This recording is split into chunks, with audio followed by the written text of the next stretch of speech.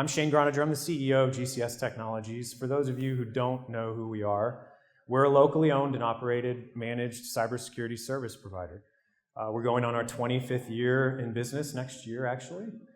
And today we protect and support many well-known logos right here in the Austin area across just about every different industry. So we touch healthcare, we touch financial, we touch retail, manufacturing, even some major league. We've worked with the club here since they came to town, and we're a small business of 30, 40 people looking to build a stadium and establish a major league sports team. So in that 25 years, right, we've seen a lot of change, as you can imagine. We've seen a ton of innovation as well. And that's kind of been our job, right, is to keep the lights on first and foremost, right? We got to keep the show running, but and I'm sure a lot of you in this room, and especially in IT, will relate to this comment. We've also been tasked many times to change the engine in the airplane mid-flight, right? And that's kind of the run and transform model. Bringing that innovation to customers is important. Innovation in our security toolkits, innovation in the public cloud, and wherever else it may be. And so over the course of our business, our 25 years in business, we've also had to reinvent ourselves a little bit every 4 or 5 years, right? We have to follow the trends and technology and meet our customers as well, where they need us to meet them. And so, we started with the whole phase, and I'm sure some of you may remember, this may reveal my age a bit, but how cool it was to get an email on your BlackBerry, right? It's pretty neat. Old news now, right? And then we went on to virtualization. Hey, we can make a bunch of servers out of one. Wow, this is really cool. And then we got into cloud, and of course, security. And really for the last 4 or 5 years, I'd say security has really driven everything that we do. And we've gotten pretty darn good at it. The tools have gotten much better. Some of the approaches have gotten better. Listening to Todd and Vincent today, right? There's a lot more involvement from law enforcement and local agencies like that as well. And so, So we have spent a lot of time on security over the last 4 or 5 years, and I feel like we are really on the cusp of our next evolution. And that evolution for us, and I think for a lot of us, is going to be around data, because our entire world runs on data. This was a sentiment at the RSA Security Conference this year, and we're echoing it as well, because we absolutely agree. We've spent a lot of time focusing on endpoints and perimeters and all that stuff. And really, it's about the data. The problem with it is that we're also creating massive amounts of data, right? All of us. And to compound the issue even further, we're tucking it away in a lot of different places. Right? We've got data in the cloud, we've got data in servers on-prem and on devices. And so it has become a challenge, right, to really manage all of that data. And of course, an even bigger challenge to try to secure it. But what do we do with data, right? Why is it so valuable? In and of itself, it's not that valuable, but AI, right? Being able to throw AI at data changes the whole game. And so, of course, as many of you know, the large language learning models that some of you indicated interacting with, right? AI is doing some really cool things. It's going to change the world in so many ways that we can't understand yet. It's already making some pretty big impacts, right? Today, some examples we talked about earlier in ChatGPT and so AI, there's bioscience problems being solved, right? There's diseases, Alzheimer's. There's some really interesting things going on with Alzheimer's research. They think they may actually have a cure or have found a cure for it in the next 5 years, big part due to big data sets and AI. Downside to AI, right, is that the bad guys also have this in their hands too. And so don't think for a second that they're not also getting their hands on this and trying to leverage it in nefarious ways. I think we touched on that a little bit during the panel earlier. But AI is coming for your business, whether you like it or not. It's coming for your data. It's really hungry for your data. And if you think it's just ChatGPT and that it's far off, it's not. I'm sure a lot of you have heard of Microsoft Copilot. Google has a Copilot. Salesforce has a Copilot. Microsoft themselves actually have multiple variants of Copilot. They have a Copilot for Teams, for Outlook, for Word, for all these things, right? And Copilot is something that is going to give our businesses a competitive edge. There's no doubt. It's going to make us more productive. It's going to allow us to do more with less, right? Whether it's creating that financial spreadsheet, whether it's creating the PowerPoint presentation, or getting you to the data that you need a little bit faster. So this is really going to help your employees a lot. It's going to help your businesses. However, unleashing this to your employees is also going to give them access to every bit of data that they have access to in your company that they also don't even realize they have access to. And I think that last part of that statement is the most critical, because they're going to have the ability to go, right, and search and see things that potentially you don't want them to see. And so if you haven't figured out where your data sits, and you haven't taken some time to think about how you classify that data, how you properly secure that data, you're going to get this part wrong. And unfortunately, I would almost bet that within, say, the next 6 to 18 months, at least one person in this room, one of us, will be the first, at least in this room, victim to fall victim to an AI data breach, right? Because if you don't get this piece of it right, again, your data and understanding that part and that landscape is going to be a really big problem.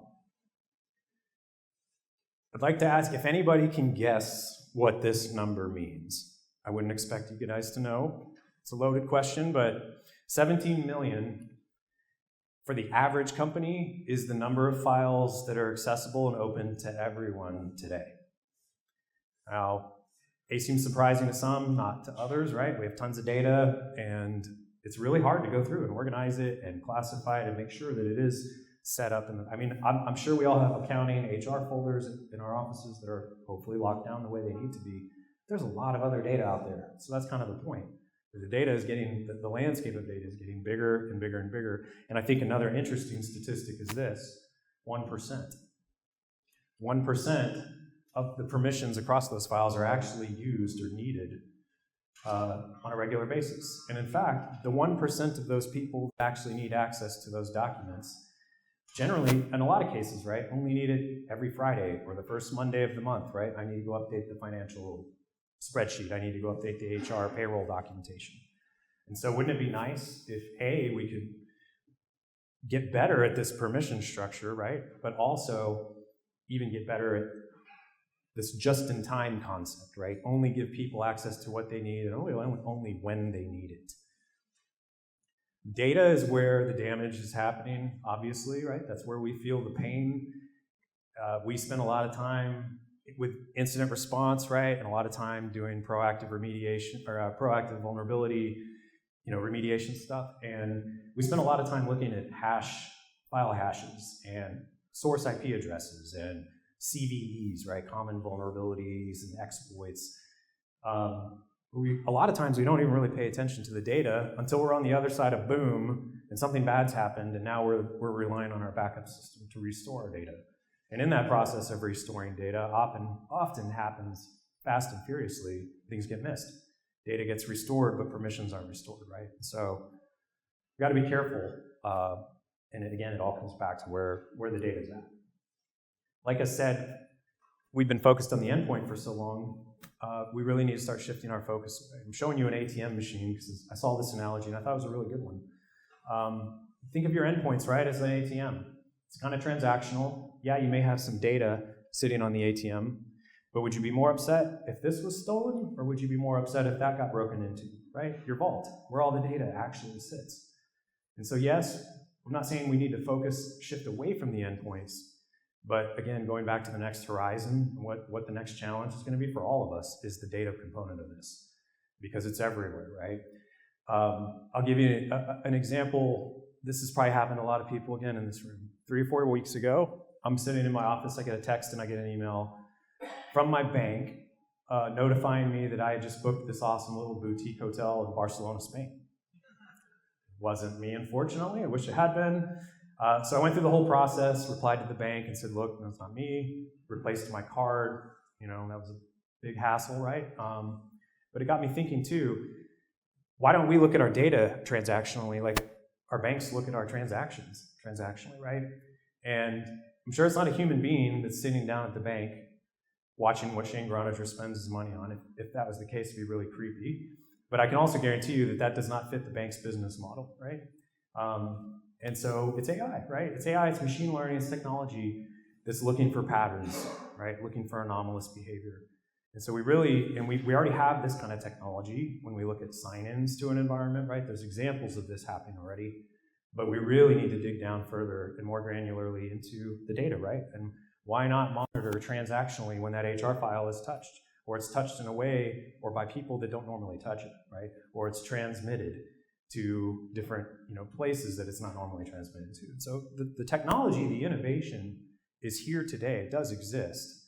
But again, the challenge is applying that technology to the vault of data that you guys have, that we all have. This number, unfortunately, is the number of breaches just reported so far in 2024. As you could expect, this number is not lower than it was last year. It's higher, it's trending higher. I can guarantee you next year it's going to be higher, and so will the next year and the year after that, right? The problem isn't going away. And I think, after talking with Todd as well and Vincent earlier about sectors, at this point, if you think you're not a target, or you're like, man, I don't really need to concern myself with all this stuff, we're good. We've got a few tools in place. I mean, this speaks for itself, right? And I think our experience directly too, working with clients across all these different industries, like we're seeing hits everywhere. And again, part of this is going back to AI. AI is allowing these bad actors to cast extremely wide nets now. And it's only a matter of time, right, before you get caught up in something like this. So I think there's a challenge here, right, that we've got to solve. It's around data. We've got a challenge to solve as well around people, around processes, around tools. And so let's talk about people real quick. This is not a news story, right? For a long time, we've had a huge gap in cybersecurity talent. And so no doubt we need millions more people to be trained up and to be in the workforce. However, we're fighting robots, and if we're going to pit humans against robots, we're going to lose, guys, right? No doubt we need human beings in these spots, but we also need technology. We need automation. And so, again, going back to the innovation and what we're looking for in tools these days are tools that are forward-thinking and that are incorporating these kinds of approaches, right? The other thing Todd touched on as well earlier is a framework. We all need a guiding light. There's some people in this room that already have a compliance requirement, right? Whether it be HIPAA or PCI or FFIEC for our banks, right? SOC compliancy. But a lot of small, medium-sized businesses do not have a guiding light. They don't have a North Star. NIST provides that through this cybersecurity framework. NIST is the National Institute of Standards and Technology, for those who aren't as familiar. These are the guys that define a pound is a pound, an ounce is an ounce, right? A centimeter is a centimeter. They also have a very comprehensive cybersecurity framework that comprises over 1,000 different, very well-defined controls that cover generally these 5 areas on the outside around identify, protect, detect, respond, recover. I'm not going to spend time going and citing examples of each. I think it's kind of self-explanatory what we do in each of these brackets. And then just as of February this year, version 2.0 of this framework was released. And it's introducing this middle ring called govern, which is really important, right? We touched on that too. You gotta have policies and procedures in place. I know we all hate it, but you gotta have it. And so a lot of what we do, not just in the tools we use, but the approach we take and the service we offer, is really guiding ourselves, right? And guiding our customers around this best practices framework. And then we have a tools problem. There's multiple angles to this problem. Let me explain. First and foremost, there's a huge landscape of tools out there. If you need to go shop, right, and you need to, first of all, understand what you need is hard, but then when you go look at the market, it's just full of alphabet soup, 3, 4-letter acronyms, right? EDR, XDR, MDR, SIM, SOAR, they're all over the place, and they all do different things. The other problem is third-party dependencies, right? This graph, what it's showing you is that the majority of us have, and I can point this out, 10 to 25 different cybersecurity tools in our environment. So that's 10 to 25 third-party vendor dependencies, right? Licensing agreements, contracts we have to worry. We also have to worry, are these guys secure? How are they handling their security? The supply chain vendor, I mean, we've been burned, and I'm sure some of you have been burned by vendors as well, right? Whether they got ransomware and now their SaaS platform is down for a week, and gosh darn, we do all our invoicing through that. Now we can't get our invoices out, right? We had a customer in that situation not too long ago. And so we really need to be vetting our vendors and making sure that they're innovating, but that they're also taking care of the security in the right ways too. CrowdStrike, right? Pretty recent example. You know, A lot of people have probably already read up on what happened there, so I'm not going to go into detail. But I think it was interesting, and there was a misperception, right, that it was a Microsoft problem. It really wasn't. It affected Microsoft machines, but the problem was a people problem, and it was a process problem, right? They pushed out an update that ended up blue screening Windows machines all over the world. They had to be physically touched and rebooted in some cases twice. Why did that happen? Well, for CrowdStrike and for a lot of these third-party tools to operate, they have to have access, full-blown access to the deepest, darkest bowels of the operating system, otherwise known as the kernel. And without that, they can't work. If Microsoft had it up to them, they wouldn't let anybody in that dang kernel. In fact, they fought it. Last time, 2006, there was a big to-do in the Windows Vista days. They've been pressured by EU, by regulators, right? And for good reason, to keep that kernel open, because we need competition. A pure only Microsoft world isn't necessarily a more secure world, right? We have an open market that drives innovation and competition. And while we think Microsoft is leading the pack, people need choice, right? However, if we're going to give them access to that, we need to make sure, how do we avoid this situation in the future? And so just last week, Microsoft actually held a closed-door summit in Redmond, invited CrowdStrike, invited all of the usual suspects, right? Palo Alto, Check Point, and SentinelOne, Trend Micro, all the big players.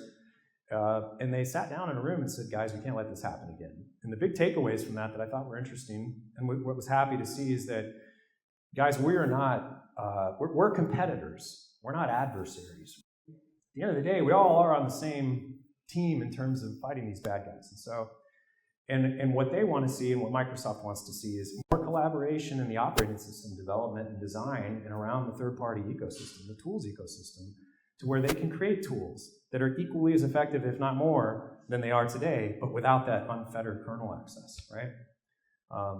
So it's interesting to see how the landscape is changing in terms of antitrust, in terms of Microsoft, in terms of the third-party world out there. But I think the point is that third-party tools, there's a lot of them, right? And I would say probably the biggest takeaway and the biggest problem that we see is that these tools don't really do a good job of talking to each other, right? We do a good job of going and finding the best point solutions that we can find, whether it be endpoint, email security, you name it. And we put these in little buckets, right? And they're doing a great job individually, but that's really failing us today, because in today's landscape with AI, with evolving attacks, the sophistication that's happening there, we really need these tools talking to each other. And by talking to each other, I mean informing each other really first and foremost. And so people, process, and tools problem, and then an approach problem, right? And I'm curious, does anyone recognize this terminology? Is anyone in the room, raise your hand if you're familiar with Zero Trust, if you're applying it in some ways, okay. I wanted to make sure we spent just a few minutes on this today because I think it's really important. And this is the holy grail for security these days in terms of approach. Now, it's not a product, it's not a protocol, it's not owned by Microsoft, it's not owned by CrowdStrike, it wasn't invented by any of these guys. But Zero Trust really turns things upside down in terms of how we approach security, right? So let me give you some examples. Like one of the biggest problems it's solving is this old perimeter-based security idea. Some of us still have an office with a firewall, right? Servers and stuff behind it. But we also have today a lot more stuff going on than that, right? We've got cloud apps and services everywhere. Remote work is here to stay.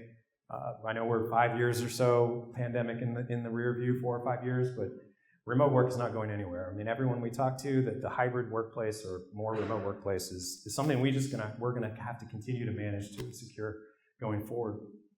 And then, of course, users bringing their own devices to the party. Company email on their iPhone, their Android. I'm sure a lot of you have that in your pockets right now. What would happen if you accidentally left it here and it got lost, right? What happened if it got stolen? I know you have a passcode on the device, Face ID, whatever. That stuff can be overcome fairly easily by the right person.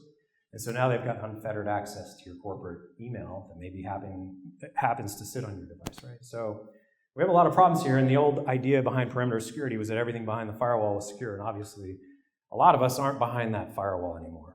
So let me explain just quickly what Zero Trust means, right? Perimeter security, we know, is not the way to do things anymore. Zero Trust is built on 3 key principles. Principle 1 being never trust, always verify, right? So what that basically means is whether I'm a user on a device and I'm inside the 4 walls of my office behind the firewall, I'm at a coffee shop, I'm working from home, I'm at a beach in Mexico. Doesn't matter, right? We're not going to trust, and we're going to verify this connection every time through things like credentials, obviously. Got to make sure you've got a username and a password. We're going to look at the device, right? Make sure it's a company-issued device, some kind of basic checks. And then we can even do some location-based things, right? So to walk you through this, I'm a user, I make a request to some data here, and I'm going to get challenged with my username and password. Great. And hopefully we're all using good passwords. There are more novel ways to do things without passwords these days, but most of us haven't caught up to that, so passwords are still important. Multi-factor. Hopefully everyone is using that unanimously in their environments. If you're not, you need to be. And then we take it a step further, right? Okay, we verified who you are, but every time you connect, we're going to look at your device. We can look at a lot of different things. Hey, we're going to make sure that device has up-to-date operating system, right? It's not behind on its patches. We're going to look at your endpoint protection, make sure that's always running, real time's on as we expect it to be. Hey, we don't have employees outside the United States, so why would we even allow people to sign in from outside the United States? Hey, okay, we got some people working in the Philippines. Cool, we'll open up the Philippines, but nowhere else. Right? So this is pretty effective, and so every time that happens, we verify, boom, we get access to the document, the data we're looking for. But the neat thing about zero trust is that that doesn't happen once. It happens every single time that a user logs in throughout the day, right? Every touch that they have to your environment. You might wonder, geez, that's going to slow things down. As a user, you don't notice it, right? The tools, all of this stuff is baked into what we're doing now. That me as a user, when I log in, I don't get this delay, and I'm like, this guy's checking all this stuff, waiting to verify. Sign in, I'm in. So if you're not doing this, right, you need to start thinking about doing this. Principle 2, all around least privilege. This kind of goes back to the 17 million files, only 1% needing access, right? The principle of least privilege, pretty self-explanatory, but let's only give people access to the data that they need. And let's only give it to them when they need it, right? This is what it looks like for a lot of us, though. Hey, so-and-so needs to go do this XYZ thing, right? So just give them an admin role.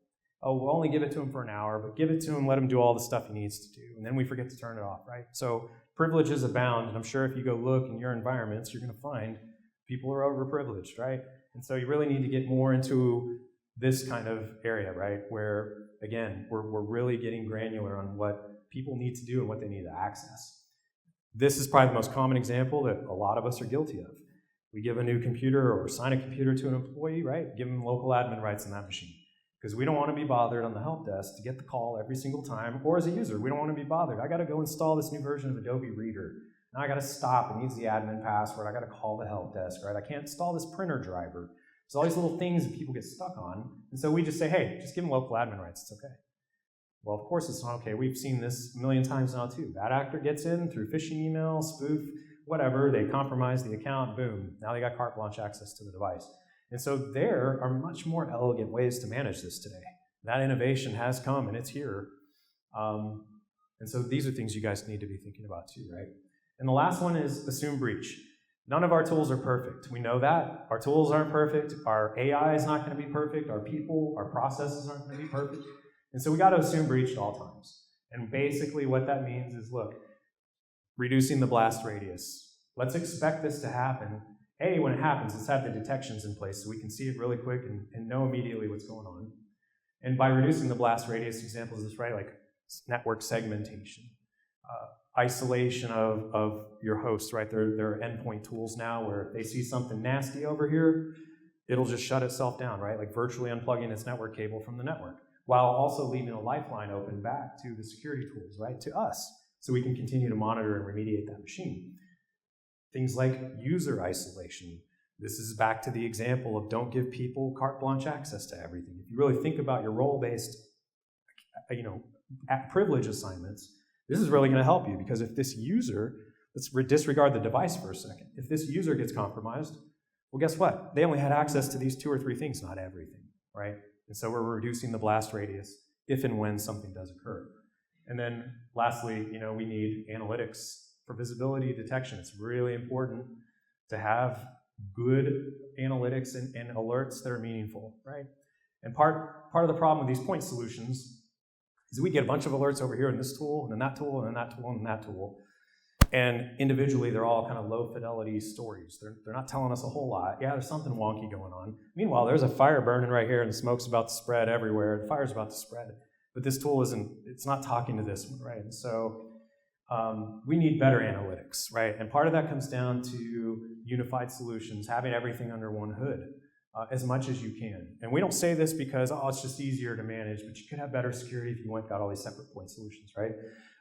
That's really not the case. And so how we do this today is all through the Microsoft security stack. They have built like the world's leading end-to-end security solution from top to bottom.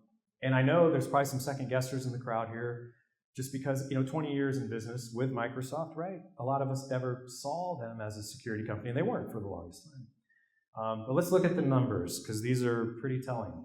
And sorry, this graph, the colors aren't showing up. Really? I'll try to show you where this sits, but this is R&D spend by all the major players. This was 2022. 23 numbers look very similar. Microsoft spent $4 billion. There must be something with the color palette on this tab, but then you've got Palo Alto, Fortinet, CrowdStrike, Okta, Checkpoint, Proofpoint, Zscaler, list goes on, and these guys are all clocking in somewhere around here in the bottom. And so Microsoft has spent a tremendous amount of money. That's great. Where's the money going? Are they actually doing something effective with it? Well, let's look at that too. Endpoint security, right? This is your CrowdStrikes of the world, your Trend Micros of the world, your Sophos, all that kind of stuff. And if you look at Microsoft right here, they're a leader, leading the space with the absolute most market share. Let's move on. Identity governance, right? This is, think Active Directory, Azure Active Directory, now known as Entra ID. This is where you're going to find the Oktas of the world, CyberArk, SailPoint, right? Ping Identity, IBM, some pretty big providers out here. Look at Microsoft leading the pack. Device management, this is really Intune. When you think device management, you might think mobile device management, right? iPads and all that kind of stuff. Not really what we do anymore. I mean, those are represented here by folks like ManageEngine, IBM Mass 360, VMware, Avante. These guys have been around for a long time.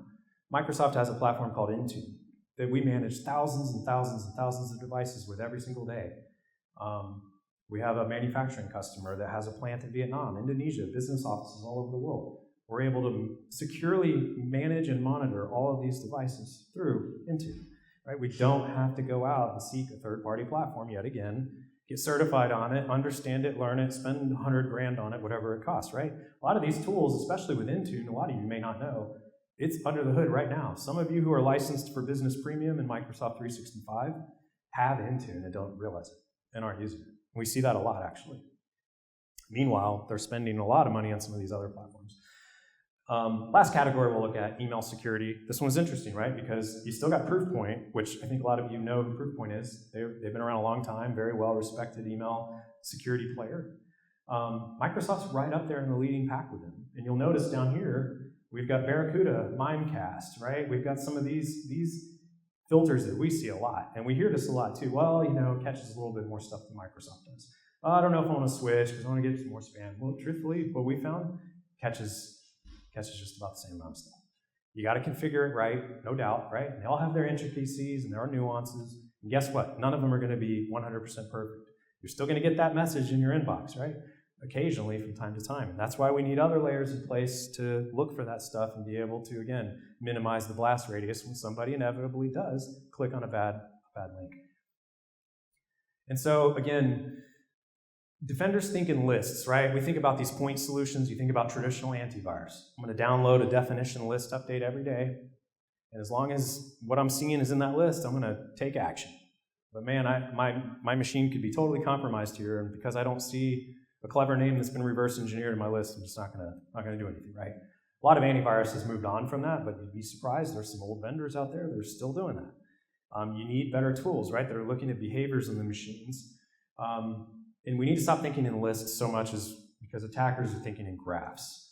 And what I mean by graph is not like an Excel graph, not a pie chart, right? A graph as a stream of information that you can plug into, right? Massive amounts of data that you can tap. And that's what this is. Microsoft's one of their biggest selling points that all other vendors are really having trouble even coming close to comparing to. This is their security graph, and really what this is it's all the different inputs, right, of their services. You've got Active Directory seeing 400 billion logins a day, or emails, 400 billion emails a day, how many devices are scanned, right? All of this stuff is interconnected. And so when something is going on down here, it can inform all of these other pieces. And then even better, it can orchestrate automation across a lot of this. And it's pretty amazing to see how this stuff works. This right up here, shared threat data from partners, researchers, and law enforcement worldwide. Microsoft has, again, very deep connections with some of these resources, right? So this is how we, in fact, found our way to some of these guys too. And so leveraging this has been a game changer for Microsoft and for anyone using their products, and for us too, especially. These metrics here are actually like 2 or 3 years old, but this was the best graphic I could find still. This is what it looks like today. They're up to 43 trillion signals a day, worldwide, taken in from all of their platforms and tools. And what they're doing is synthesizing that into a massive data set and then applying machine learning and AI that's implemented into all of their tools to help inform, right, automation, help inform security response. Right? So 140 plus threat groups, 40 plus nation state groups. Here's that number we saw earlier, $20 billion they've committed to investing in the next 5 years, $4 billion a year. And so they're pretty serious about getting on the train here, right? Fighting this AI battle and really looking at the next kind of step for all of us, which is data. So to sum it up, one thing that we really like in this Microsoft ecosystem is a way to express security posture, a way to measure security posture. It's really hard to know how you're actually doing if you're not paying attention to the tools and the controls. And so Microsoft has a secure score component, what they call secure score, that's looking not at just what's in Microsoft, it's looking at everything you have on-prem too. It has the ability to look at your servers, to look at other things, your policies, procedures, and things like that. And it is a real-time continuous check, right? So if you go and deploy some of these tools and you walk away, and meanwhile threats are evolving, things are happening, your secure score is going to decay in real time. So it needs to be tended to, unlike an audit that many of you probably go through once a year or once, however often, right? We talked about these SRAs and just the ability to go through and answer this stuff. I mean, it's a point-in-time audit, and we've also seen that some of these auditors aren't requiring MFA, which is really surprising, right? So yeah, you passed the audit. Are you really secure? Well, not in every case, right? So don't get the false sense of security. Whether you use Microsoft, whether you use Secure Score or not, find a way to be able to express this, right? And the other cool thing is we're seeing vendors, even some big national security, cybersecurity insurance players, using Secure Score as a pre-vetted method to say, hey, we're not even going to talk to you if your Secure Score isn't X. And oh, by the way, we're not just going to trust that. Like, we're still going to come in and do some due diligence. You're still going to have to produce some documentation. However, this is a big step getting you there. So this has been pretty important for us, and it's been pretty neat to be able to relay this and manage how we're doing and how customers' environments doing over time. So really, again, to bring it back and to summarize, like, what we do every day and what we think about every day is protecting data. Protecting your data, like, obviously we look at sign-ins, we look at devices, we look at all this stuff. But we've been around 25 years, and cybersecurity hasn't always been the forefront of what we do, right? But over those 20 plus years, we spent in this city supporting, again, all these different sectors, right? Manufacturing, retail, the architecture firm down the street, holding CAD files as a different data set and a different risk profile than the financial services firm down the street or the healthcare organization, right? And so a big part of what we bring, and I think how we differentiate our story to people is that we understand your data, right? We're not just coming in here with a cookie cutter solution. We understand that not one size fits all, especially when it comes to this type of stuff. And so understanding your data, where it's at, and how it needs to be treated is pretty important too. So those are the big things we do. We wrapped, again, all around this Microsoft Enterprise Security Toolkit. We built what I would argue is one of the most comprehensive and effective managed security programs that's out there. And we're doing things, touching every kind of piece that we've talked about today: identity protection, watching every sign-in when it occurs, looking for anomalies, checking every device, going through that zero trust process, right? Embedding everything, watching where data is being stored, watching where it's going. Hey, we just see that gigs and gigs of data were just downloaded out of Dropbox or uploaded to Dropbox, but we don't use Dropbox, right? Let's go investigate that. In addition to data, we've got cloud apps being used all over the place, dozens and dozens and dozens of them, people giving access to your corporate data to these cloud apps, right? And you may not even realize the level of permission that's being applied. Shadow IT, right? We've kind of referred to this as. We're really good at managing that. The real-time alerts, we're getting all of that through this. We have a way of managing your security posture and actually expressing that, right? Governance, big part of what we talked about in NIST and the best practices and framework, right? We drive towards that North Star, and then it takes a village. It's hard to do this on your own. It's hard to do it as a 1, a 2, a 3, or 4-man, however many people you have on your team. And so we bring that security team as well. And so we bundled all this together.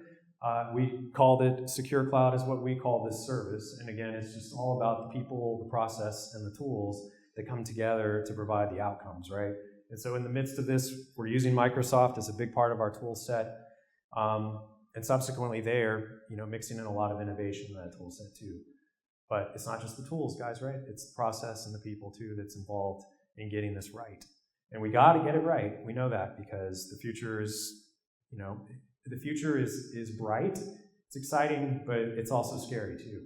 And we got some work to do ahead of us, right? We need to all start thinking about cybersecurity in kind of a more modern way, right? And this is the way that we've been looking at it. This is the way that generally the industry is starting to look at it too. So again, we're GCS. We're just up the street. I've got many of my smartest people in the room here too. I think if you haven't found some of them already, please do, and I hope they'll find you.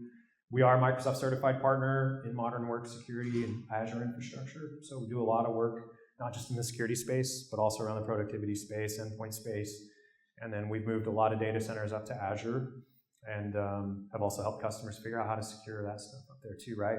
In these really big hybrid environments. So that's us. That's who we are. We wanted to share a little bit about kind of what we're seeing in these approaches, especially around zero trust. Stay safe out there, guys, and come find us. We'd love to talk to you all. So, thank you.